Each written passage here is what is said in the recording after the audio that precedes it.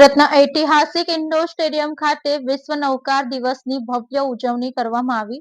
વિશ્વના 108 દેશોમાં એક સાથે નૌકાર મંત્રનો જાપ કરી આધ્યાત્મિક એકતાનો સંદેશો આપવામાં આવ્યો।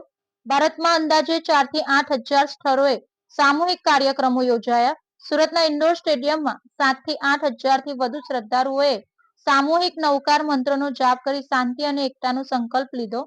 કાર્યક્રમ દરમિયાન જણાવ્યું કે સામૂહિક જાપની ઉર્જા સમાજમાં સકારાત્મક પરિવર્તન લાવવાની શક્તિ ધરાવે છે।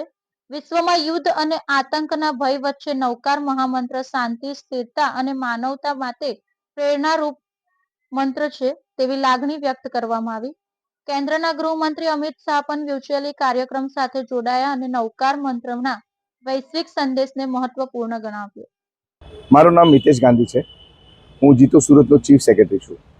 અહીંયા સુરતમાં વિશ્વ નૌકાર મહામંત્ર દિવસનો ઐતિહાસિક આયોજન થઈ રહ્યો છે। એ એક સાથે સુરતની સાથે આ પૂરા વિશ્વમાં 108 દેશોમાં અને ભારતમાં કદાચ 4 થી 5 હજાર જગ્યાઓ પર આ પ્રોગ્રામ થઈ રહ્યો છે।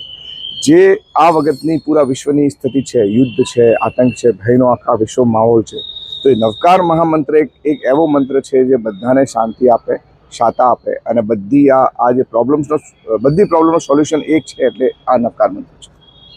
કેટલા લોકો ઉપસ્થિત હતા? અહીંયા જે સ્ટેડિયમમાં કદાચ 8 થી 10 હજાર લોકો ઉપસ્થિત છે અને એક સાથે મંત્રનો જાપ કરવામાં આવે કેવું ફિલિંગ થાય? સામૂહિક અમારા જૈન ધર્મમાં આવું માનીએ કે એક વ્યક્તિ જાપ કરે ને એનો જે લાભ છે આના કરતાં સામૂહિક જાપની જે ઉર્જા છે આનો ખરેખર એકદમ એક્સ્ટ્રીમ લેવલ પર આનો લાભ પહોંચી જાય છે। એટલે આ સામૂહિક જાપનો આ કાર્યક્રમ છે। અત્યારે એ જ કાર્યક્રમ અમારે એપેક્સનો થઈ રહ્યો છે વિજ્ઞાન ભવન દિલ્હીમાં, જ્યાં આપણે અમિત શાહજી છે આપણા ગૃહમંત્રી, એ ત્યાં પ્રોગ્રામમાં પધાર્યા છે ને એ પણ ત્યાં જાપ